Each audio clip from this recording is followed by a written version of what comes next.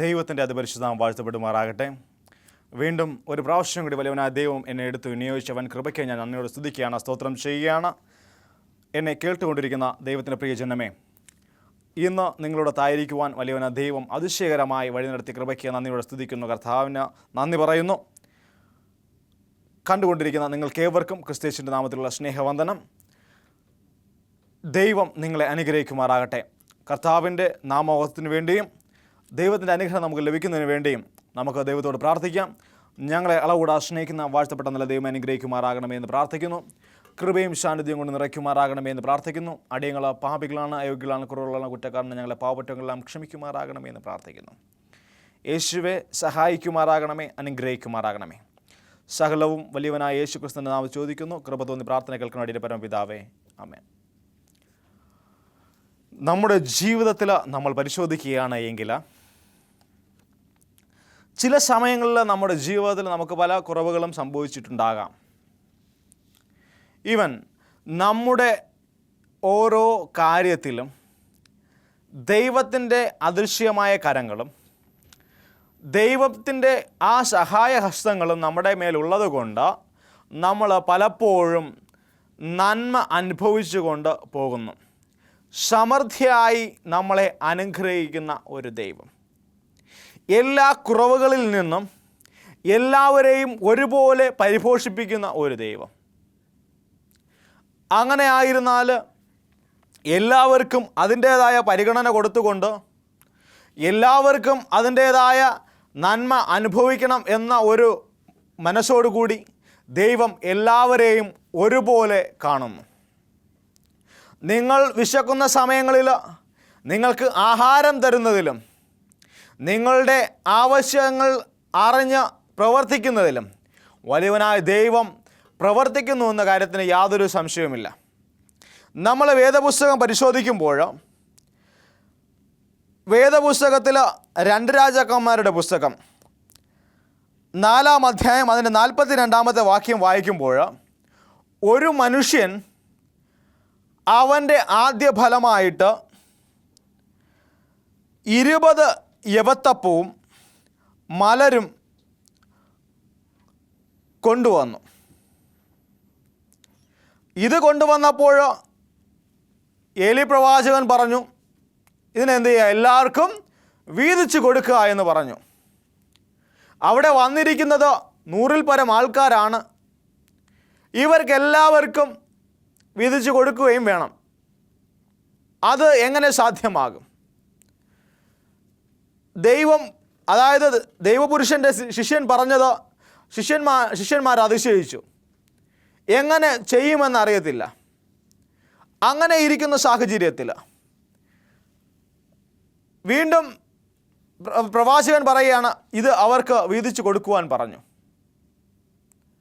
അങ്ങനെ അവിടെ ഇരുന്ന എല്ലാവർക്കും ഇത് വീതിച്ചു കൊടുത്തു. എത്ര പേരാണ് അവിടെ ഉണ്ടായിരുന്നതെന്ന് നിങ്ങൾക്കറിയാമോ? അവിടെ 100-ൽ പരം ആൾക്കാർ അവിടെ ഉണ്ടായിരുന്നു. അവർക്ക് എല്ലാവർക്കും ഇത് കൊടുക്കുവാൻ ഇടയാക്കി. എത്രയാ കയ്യിലുണ്ടായിരുന്നത്? 20 യവത്തപ്പവും 4 മലരും ഉണ്ടായിരുന്നു. 20 യവത്തപ്പവും മലരും ഉണ്ടായിരുന്നു. അങ്ങനെ എല്ലാവർക്കും അത് കൊടുത്തു. ഇവിടെ നമ്മൾ ദൈവത്തിൻ്റെ അദൃശ്യമായ കരങ്ങൾ നമ്മൾ കാണേണ്ടതാണ്. കാരണം ദൈവം അനുഗ്രഹിച്ചില്ല എങ്കിൽ ഒരിക്കലും അത് ഇരട്ടിയാകത്തില്ല. ദൈവപുരുഷൻ പറഞ്ഞ വാക്കുകൾ അതേപടി അനുസരിക്കുവാൻ ശിഷ്യന്മാർ തീരുമാനിച്ചു. അവർ അത് ചെയ്തു. അത് ചെയ്തതിന് പ്രകാരം അവർക്ക് പൂർണ്ണമായിട്ടും അനുഗ്രഹം ലഭിച്ചു. അവിടെ ഇരുന്ന എല്ലാവരും അത് ഭക്ഷിച്ച് തൃപ്തരായി. 20 പേർക്ക് മാത്രമല്ല, അവനെ അറിയുന്ന ജനങ്ങൾക്ക് എല്ലാവർക്കും, അവിടെ ഇരുന്ന എല്ലാവർക്കും പൂർണ്ണമായിട്ടും അനുഗ്രഹം ലഭിച്ചു. അത് കഴിക്കുവാനുള്ള ഭാഗ്യമുണ്ടായി. ഈ പുസ്തകത്തിൽ പറയുന്ന അതേ കാര്യങ്ങൾ ഇനി പുതിയ നിയമത്തിലും പറയുന്നുണ്ട്. കർത്താവായ യേശുക്രിസ്തുവിൻ്റെ ഗിരിപ്രഭാഷണമെല്ലാം കേട്ട് തളർന്ന വന്ന മനുഷ്യന് കൊടുക്കുവാൻ ഒന്നും കയ്യിലില്ലായിരുന്നു. കയ്യിലില്ലായിരുന്ന സമയത്ത് കർത്താവായ യേശുക്രിസ്തു അവിടെ ശിഷ്യന്മാരോട് ചോദിച്ചു, എന്തെങ്കിലും കഴിക്കുവാനുണ്ടോ എന്ന് ചോദിച്ച സമയത്ത് അവരാരാഞ്ഞു. അപ്പോൾ 5 അപ്പവും 2 മീനും അല്ലാതെ അവിടെ ഒന്നും ഇല്ല.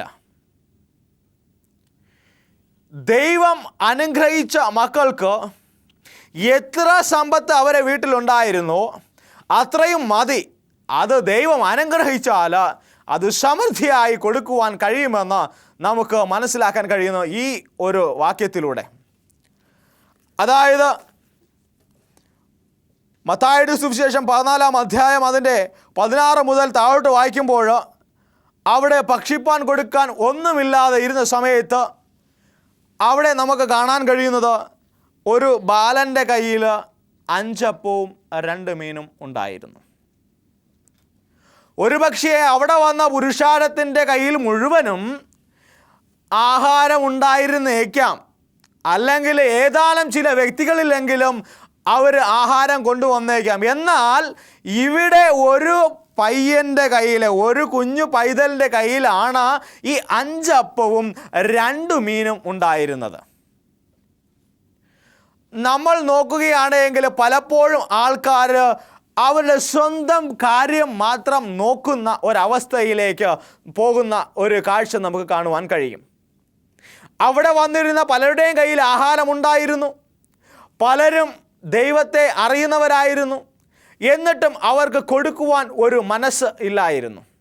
ഈ പൈതലിൻ്റെ കയ്യിൽ ഉണ്ടായിരുന്ന ഈ 5 അപ്പവും 2 മീനും അവൻ കൊടുക്കുവാൻ ഇടയായി.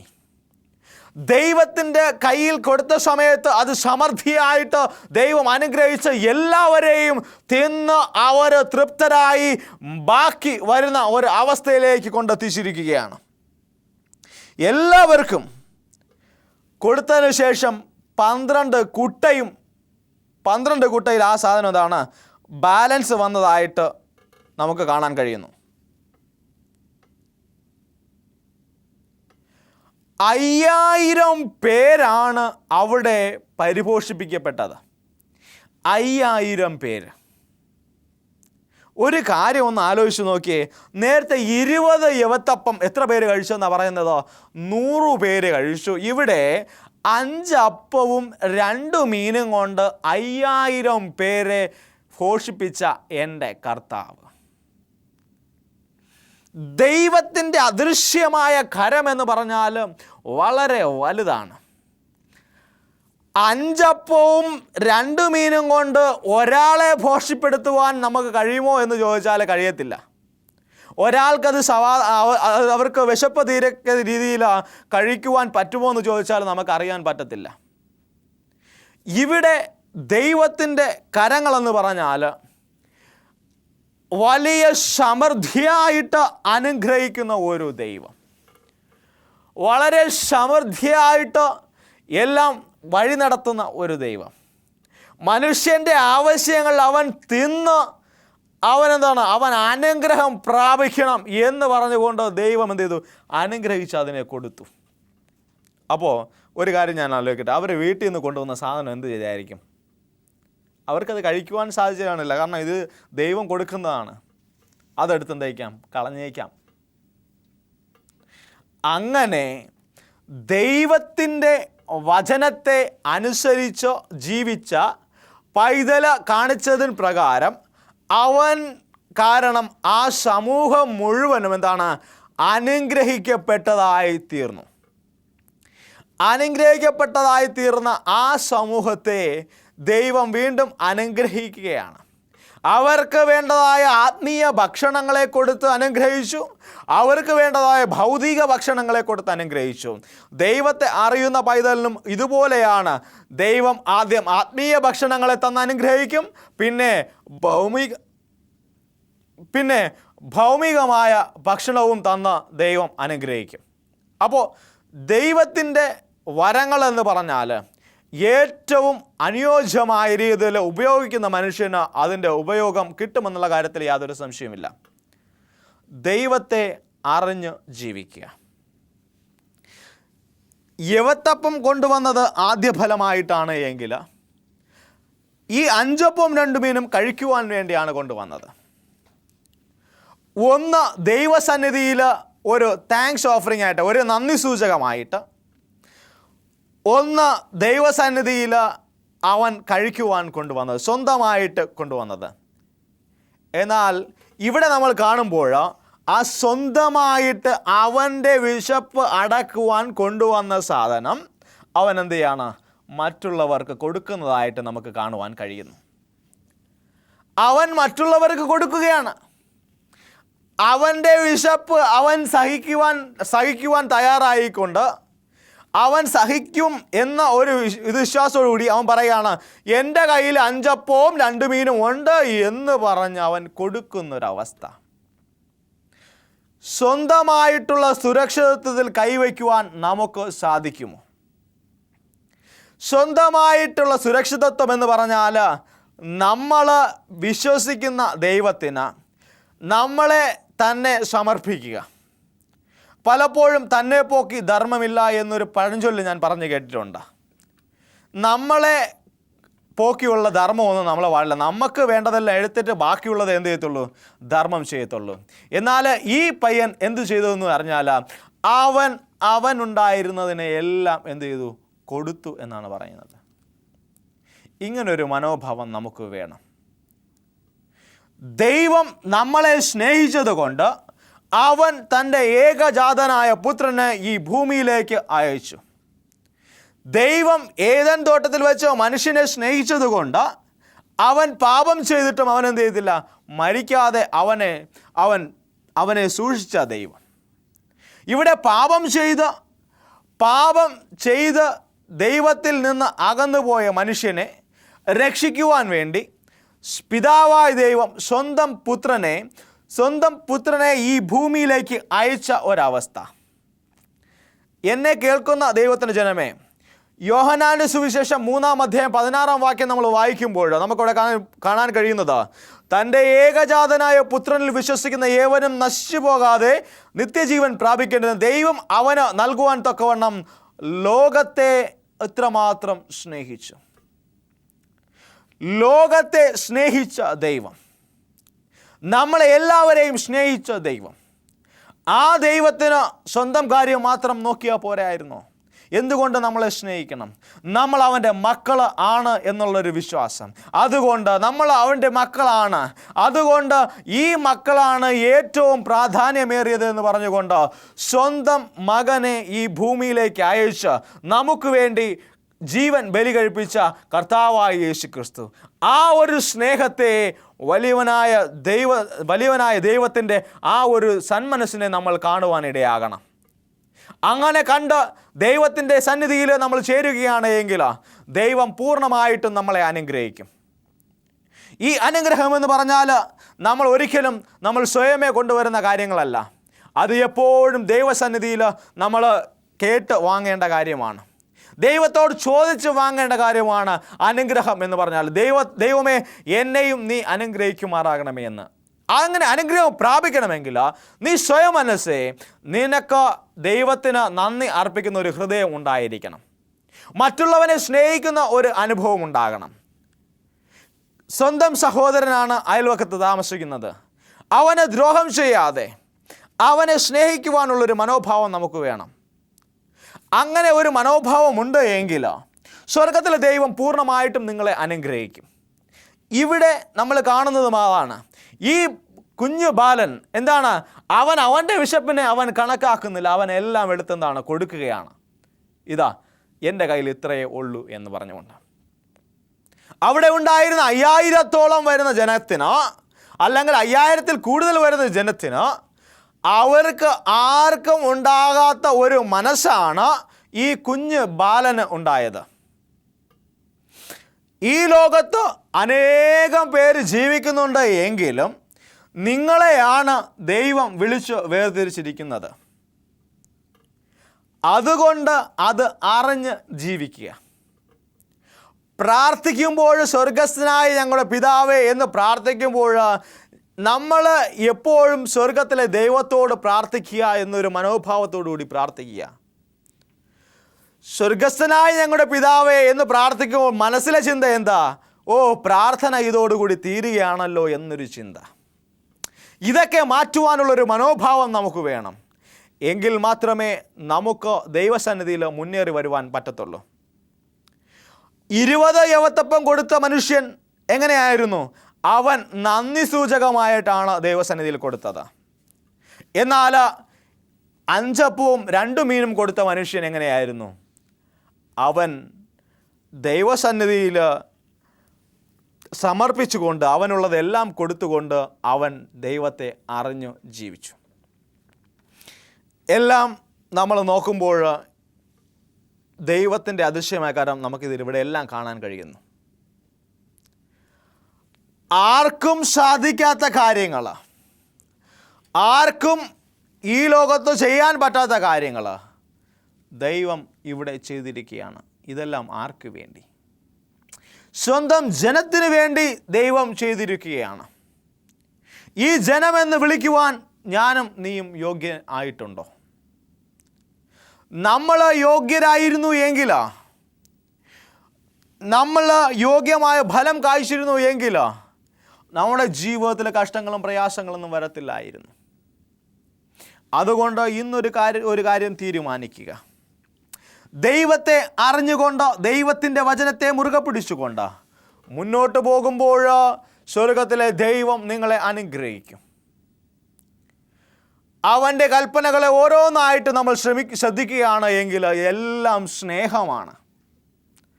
ഓരോ കൽപ്പനയും പ്രതിപാദിക്കുന്നത് ദൈവത്തിൻ്റെ സ്നേഹത്തെക്കുറിച്ചാണ്.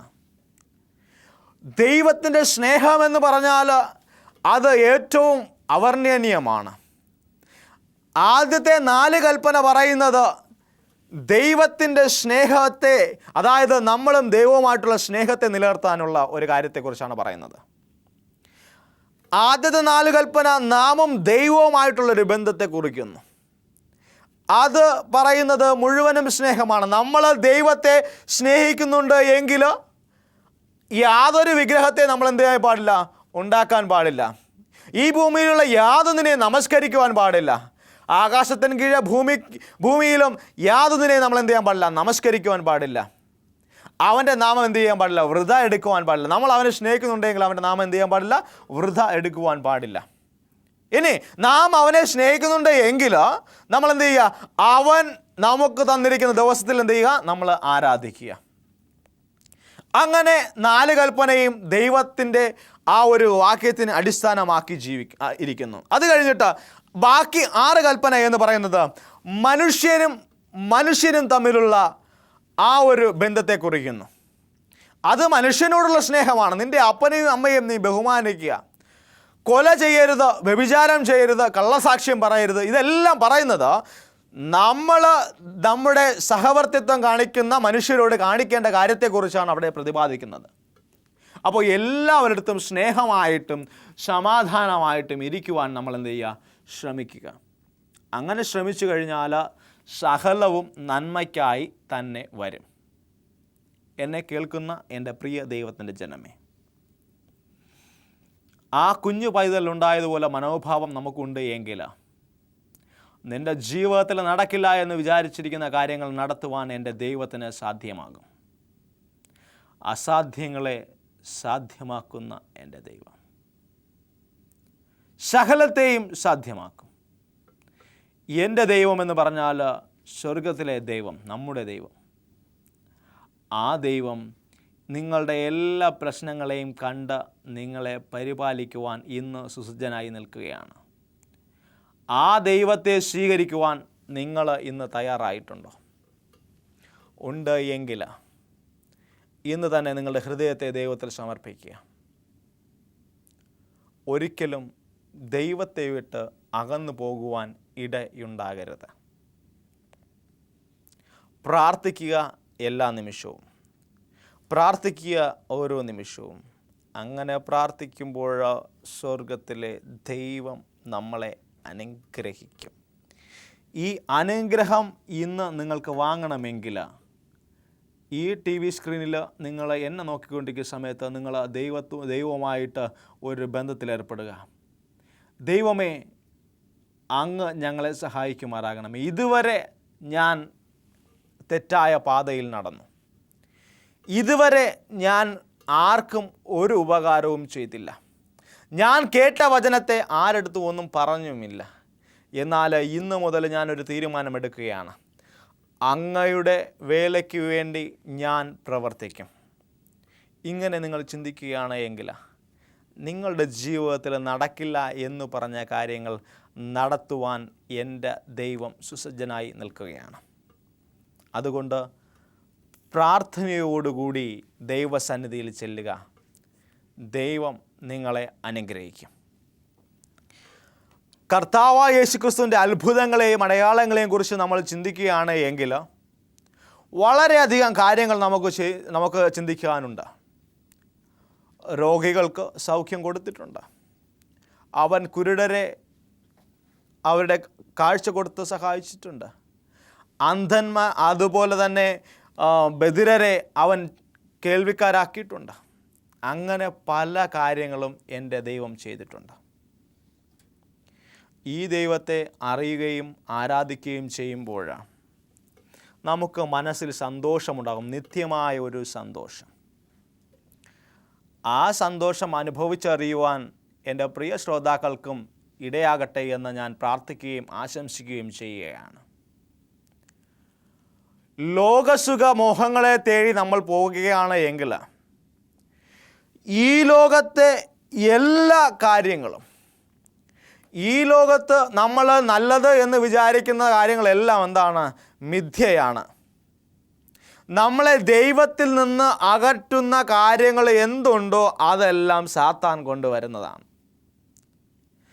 ദൈവിക വിഷയങ്ങളിൽ നമ്മൾ പിറകോട്ട് പോവുകയാണ് എങ്കിൽ അതെല്ലാം കൊണ്ടുവരുന്നതാരാ?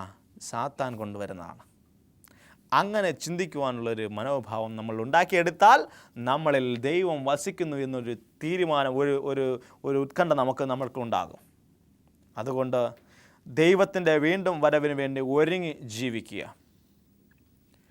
കർത്താവിൽ പ്രിയ ദൈവമക്കളെ, ദൈവ ശാസ്ത്രത്തിനനുസരിച്ച് ജീവിക്കുക. അതുകൊണ്ട് എൻ്റെ ദൈവത്തിൻ്റെ അടുത്തേക്ക് പൂർണ്ണമായിട്ടും നിങ്ങൾ വരിക. പ്രാർത്ഥിക്കുമ്പോൾ കപടഭക്തിക്കാരെ പോലെ ലോകം കേൾക്കൊക്കെ ഉറക്കെ വിളിക്കേണ്ട കാര്യങ്ങളൊന്നുമില്ല. നിങ്ങൾ ഹൃദയത്തിൽ പ്രാർത്ഥിച്ചാൽ ഹൃദയത്തിലെ പ്രാർത്ഥന കേൾക്കുന്നൊരു ദൈവത്തെയാണ് നിങ്ങൾ ആരാധിക്കുന്നത്. എന്നെ കേൾക്കുന്ന പ്രിയ ദൈവത്തിൻ്റെ ജനമേ, പ്രാർത്ഥിക്കുമ്പോൾ ദൈവത്തെ പൂർണ്ണമായിട്ടും ഉറക്കെ നിലവിളിക്കുക. ആ പ്രാർത്ഥന സ്വർഗത്തിലെ ദൈവം കേൾക്കുന്ന പ്രാർത്ഥനയാണ്.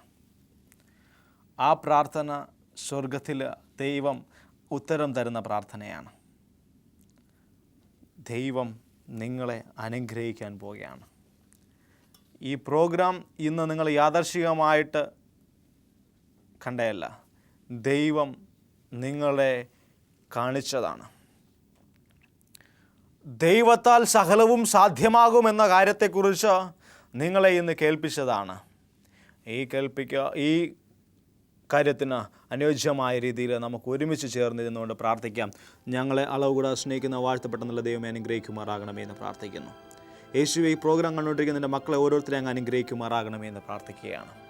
ദൈവമേ, കൂടെ ഇരിക്കുമാറാകണമേ, വഴി നടത്തുമാറാകണമേ. സകലതും വലിയവനായ യേശു ക്രിസ്തുവിൻ്റെ നാമത്തിൽ ചോദിക്കുന്നു. കൃപ തോന്നി പ്രാർത്ഥന കേൾക്കാൻ വേണ്ടി എൻ്റെ പരമപിതാവേ, ആമേൻ.